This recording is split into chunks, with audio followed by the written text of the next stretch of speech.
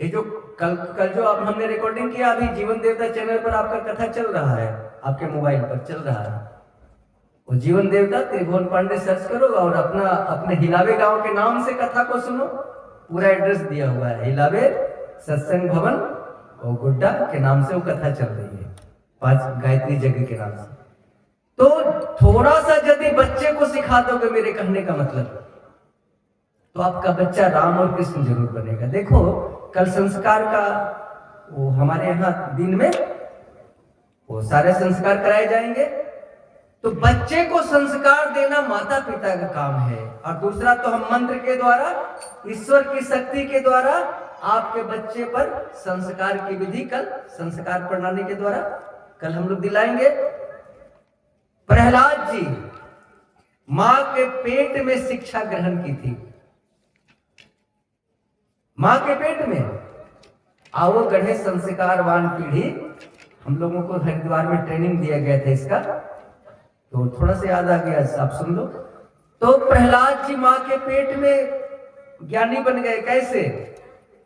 एक बार इंद्र प्रहलाद के मां कयाधु को हर के ले जा रहा था, नारद जी छुड़ा दिए, क्योंकि वो हिरण्यकश्यप मंदराचल में तपस्या कर रहा था, घर में कोई था नहीं।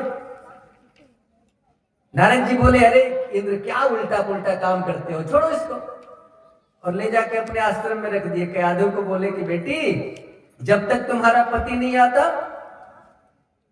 तुम मेरे आश्रम में रह, और पति आएगा तो चले जाना, और हम तुमको वचन देते हैं जब चाहोगी तब तुम्हारा बेटा होगा, आश्रम में रहो। अब पेट में वो बच्चा जो था वो रोज भजन कीर्तन सुनने लगा, भगवान की कथा सुनने लगा। और ये मत समझना पेट का बच्चा तुम्हारे हर हरकत को फॉलो करता है। अरे माता लोगों के पेट में जब बच्चा रहता है तो खूब मोबाइल देखती है ना, टीवी देखती है, वो सीरियल, कौन कपूर वाली सीरियल, पता नहीं कौन कौन सा सीरियल है, वो सब सीरियल देखती है। तो बच्चा जन्म लेते ही मोबाइल खोजने लगता है। गलती तुम्हारी है, बच्चे को डांटती हो, उसको मोबाइल पकड़ाती हो, बच्चा चुप हो जाता है। क्योंकि जब बच्चा पेट में था तो आप जो जो हरकत करोगी वो बच्चा के पर असर पड़ेगा। इसी को कहा जाता है गर्भाधान संस्कार, पुंसवन संस्कार। और एक अर्जुन के पुत्र हुए अभिमन्यु, चक्रव्यूह की कथा सुना रहे थे सुभद्रा को अर्जुन, और अभिमन्यु मां के पेट में थे। पूरी कथा सुन ली, तोड़ने की विधि तो सुन ली, निकालने की विधि नहीं सुन सकी क्योंकि मां को नींद आ गई। तो जब अभिमन्यु पेट में सुन सकता है तो क्या तुम्हारा बच्चा नहीं सुनेगा? जब पेट में बच्चा आ जाए तो माता जी लोग, यदि आप चाहती हो कि मेरा बेटा बढ़िया बने तो उसका पुंसवन और गर्भाधान संस्कार ये सब करा लेना, कल होगा, विधिवत होगा कल यहाँ। और इसके बाद जब मंदिर में जाना ना प्रणाम करने, तो बोलना कि बेटा हम दुर्गा मैया के मंदिर में आए हैं, हम भी प्रणाम कर रहे हैं, तू भी प्रणाम कर। वो पेट का बच्चा प्रणाम करेगा, पेट के अंदर से। जब अपने सास को पका पैर छू के प्रणाम करो तो बेटा से तुम भी कहोगे तू अपने दादी को प्रणाम कर। सिखाना आपका फर्ज है। देखो बुरा मत मानना, मां का प्रभाव बेटा बेटी पर 75% पड़ता है। 75, इसलिए कि बच्चा 9 महीना तुम्हारे कोख में रहता है। इसलिए हम लोग प्रयास करें, और जो माताएं चाहती है कि हमारा बच्चा गर्भ में बड़ा सुंदर आए, तो भागवत में बताया गया है तरीका। फागुन महीना शुक्ल पक्ष में 12 दिन तक देसी गाय का दूध पी के, देसी गाय हम बार बार कहते हैं, जर्सी का दूध खाना बंद करो। जर्सी के दूध में एक तत्व है A1, वो शरीर के अंदर बड़ी बड़ी बीमारी पैदा कर रहा है। और देसी गाय के दूध में एक तत्व है A2, जो कि बड़ी बड़ी बीमारी को छुड़ा रहा है। देसी गाय गाय नहीं है, वो हमारी माता है, वो जानवर नहीं है। देसी गाय का दूध दूध नहीं है, वो अमृत है। और हमारी परिवार व्यवस्था, भारत की परिवार व्यवस्था ही रत्नों की खान है। हमारी परिवार व्यवस्था पहले बड़ी चुस्त दुरुस्त थी, इसीलिए हमारा देश जगत गुरु था। परिवार में नीति धर्म की शिक्षा दी जाती थी। हमने सुना है जब हम छोटे थे तो कोई कहता था चलो ना जरा कोर्ट में झूठी गवाही दे देना। हमने अपने कानों से सुना है बूढ़े बुजुर्ग को क्या कहते थे, नाना हम तुम्हारे लिए झूठ नहीं बोलेंगे, गीता पर हाथ रख के हमारे बच्चों पर पड़ेगा। और आज हम लोग क्या कहते हैं, झूठ नहीं बोलेंगे तो पेट नहीं भरेगा। कितना बड़ा तुम्हारा पेट हो गया भैया बोल। हमारे अंदर 4 तरह के जानवर आ गए हैं। मनुष्य के अंदर 4 तरह के जानवर। आपको आश्चर्य होगा कि हम इंसान और हमारे अंदर 4 तरह के जानवर। कौन कौन जानवर हैं? तो सुन लो, हमारे अंदर 4 तरह के जानवर कौन कौन है।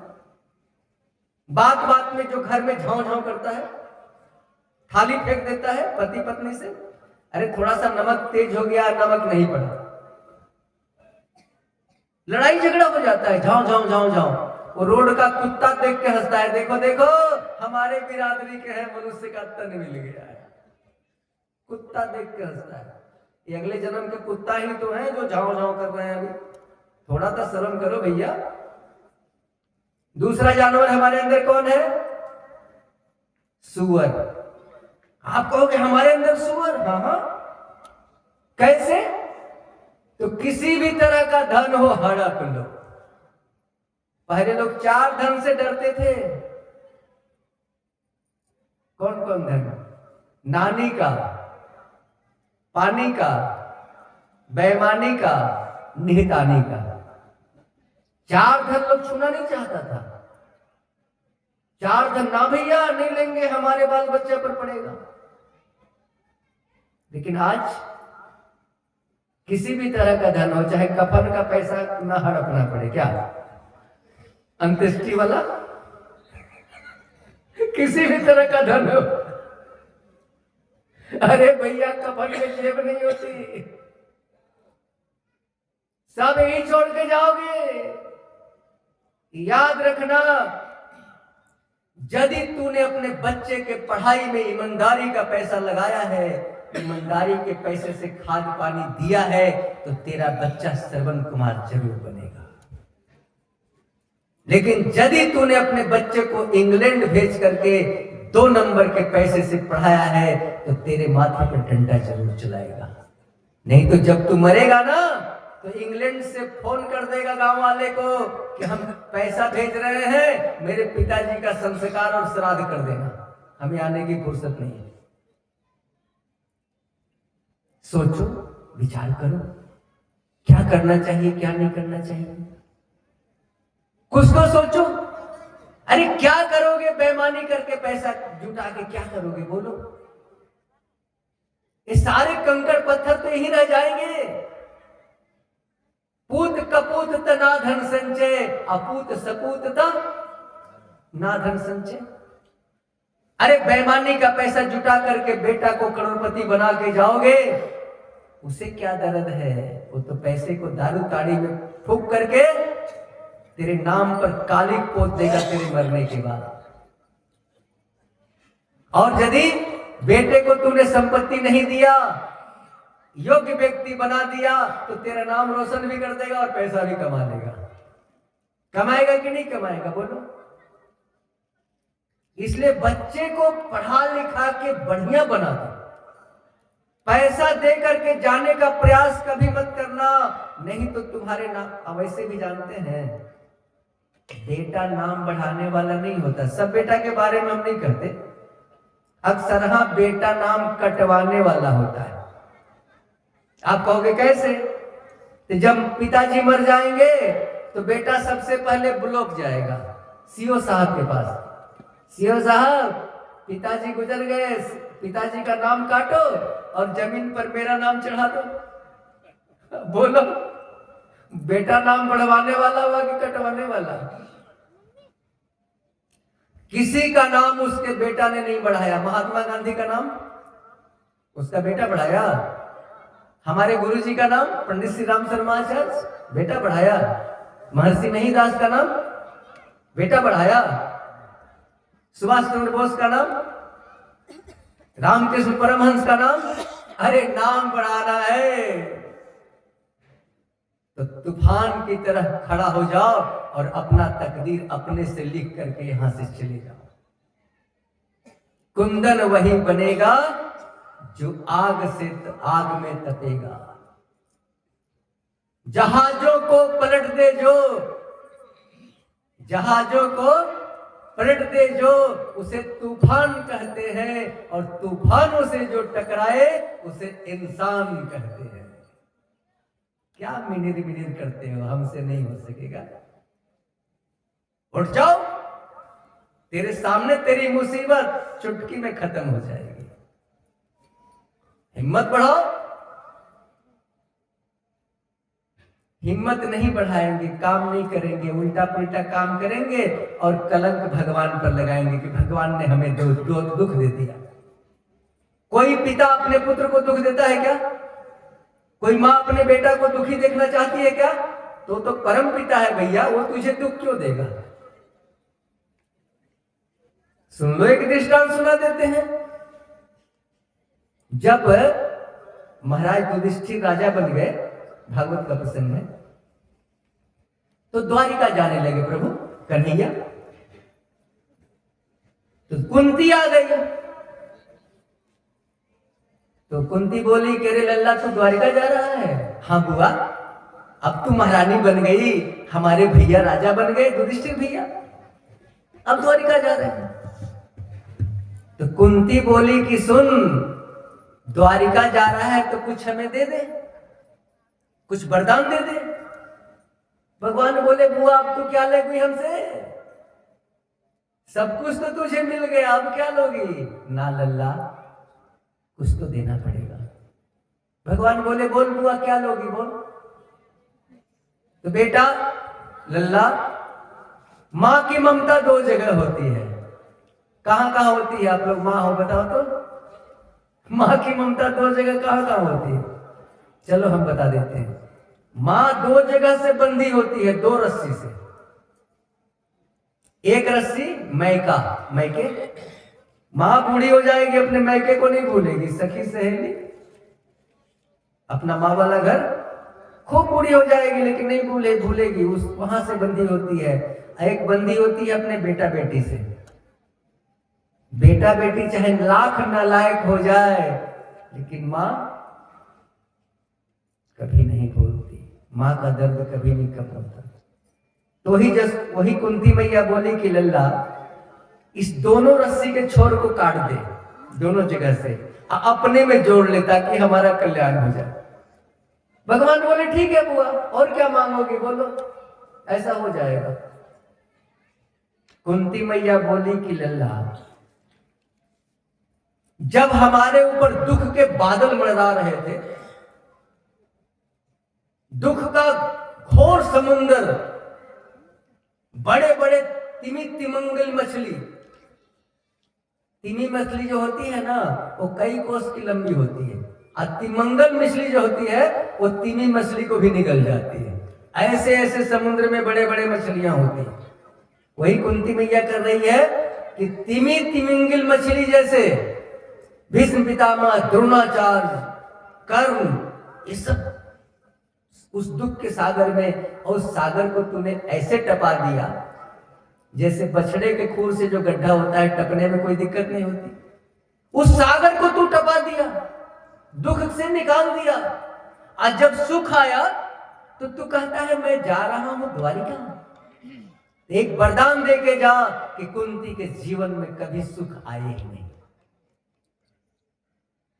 भारत की पहली मां जो भगवान से दुख मांग रही है। भगवान बोले अरे बुआ तू क्या मांग ली? तूने तो ऐसी चीज मांग ली बुआ जो मेरे पास है नहीं, हम तुझे दे कहां से बुआ। लोग दुख का आरोप हम पर लगाते हैं कि परमात्मा दुख दे दिया। अरे बुआ, हम दुख नहीं देते हैं किसी को, सारा लोग तो हमारा बेटा बेटी है। दुख तो उसके कर्मों का फल है और इल्जाम हमें भुगतना पड़ता है। अब तो वचन हार गए बुआ, तू दुख मांगी, दुख मेरे झोली में है नहीं। अरे देने वाला तो वही देगा ना जो उसके पास हो। भगवान द्वारिका जाना कैंसिल कर दिए और कुंती मैया के साथ हाथ पकड़ के महल में चल गए। पांडवों में खुशी की लहर दौड़ पड़ी, भगवान रुक गए, भगवान रुक गए। इसीलिए भगवान दुख नहीं देता। तीसरा जानवर हमारे अंदर कौन है? आपने कुत्ता का सुन लिया, सुअर का सुन लिया। तीसरा जानवर ऊंट है हमारे अंदर, ऊंट। आप कहोगे हमारे अंदर ऊंट? अरे हाँ भैया, हमारे अंदर ऊंट है। कैसे? थोड़ा सा धन हो गया, थोड़ा सा 2 अक्षर पढ़ लिया, सीना तान के चलता है, बड़े बुजुर्ग को प्रणाम भी नहीं करता है। ऊंट देख कर हंसता है, देखो देखो ये मानव है लेकिन हमारे बिरादरी के हैं, मनुष्य का तन मिल गया। ऊंट हंसता है, देख। चौथा जानवर हमारे अंदर कौन सा है? तो चौथा जानवर हमारे अंदर गदहा है। गदहा हमारे अंदर, हाँ हाँ सुनो, बेटा के लिए खूब कुदाली चलाया, पसीना बहाया। गदह पचीसी जिसको कहा जाता है। धोबी का गधा जब बुढ़ा हो जाता है तो धोबी दरवाजे से धक्का मार के भगा देता है। तुम बूढ़े हो गए हो और बेटा बेटी पोता के लिए अभी भी कमा रहे हो, तो गधा देख कर हंसता है, देखो देखो जो गति हमारी हुई है ना धोबी के दरवाजे पर, वही गति इसकी होने वाली है, अभी भी दरवाजा नहीं छूट रहा। ये 4 जानवर हमारे अंदर है। आप विचार कर लेना कि हम लोगों के अंदर कौन जानवर है, कौन जानवर नहीं है। यदि है तो उसको निकाल के हटाएंगे, प्रयास करेंगे तो भारत की परिवार व्यवस्था, घुसखोरी तो आज बंद हो जाए, बेईमानी तो आज बंद हो जाए, भ्रष्टाचार तो आज बंद हो जाए। आप अपने बच्चे को राम और कृष्ण बनाना शुरू कर दो, क्योंकि आपका बेटा ही दरोगा की कुर्सी पर बैठता है, आपका बेटा ही मुखिया बनता है, आपका बेटा ही एमपी और एमएलए बनता है। तो शिक्षा तो आपने दी है ना। जब आपका बेटा कमा के आता है तो क्या बाप पूछता है, रे बेटा कुछ बाहरी आमदनी है कि नहीं है? तो बेईमान तो तुम बना रहे हो, दोस्त सरकार को दे रहे हो। सरकार कौन है? आपका बेटा बेटी ही तो सरकार में है। तो जिस दिन भारत की परिवार व्यवस्था ठीक थी तो भारत जगत गुरु था, फिर भारत की परिवार व्यवस्था ठीक हो जाएगी तो भारत जगत गुरु बन जाएगा। पत्ता को काटने से जड़ समाप्त नहीं होगा, भारत के परिवार की व्यवस्था को ठीक करनी पड़ेगी। जो पेट में बच्चा है उसको ठीक करना पड़ेगा। इसीलिए कल संस्कार का कार्यक्रम हमने रखा है। मुंडन संस्कार, उपनयन संस्कार, विद्यारंभ संस्कार। विद्यार्थी को तो जरूर आना है कलम कॉपी लेके, कलम कॉपी लेके आइए, विद्यारंभ संस्कार करा लीजिए। चमत्कार देखिए ना भैया, संस्कार परंपरा हमारी पुरानी परंपरा है। जिस समय हम जगत गुरु थे उस समय संस्कार पद्धति के द्वारा हमें संस्कारवान बनाया जाता था और तब हम योग्य बनते थे। बीच में वो परंपरा खत्म हो गई, हमारे गुरुदेव ने उस संस्कार परंपरा को सामने लाया। कल होने जा रहा है संस्कार परिपाटी, वाली सारी पद्धति हम अपनाए हैं, धीरे धीरे चल रहे हैं। एक गीत का आनंद लीजिए, फिर हम प्रवचन में आगे चलेंगे।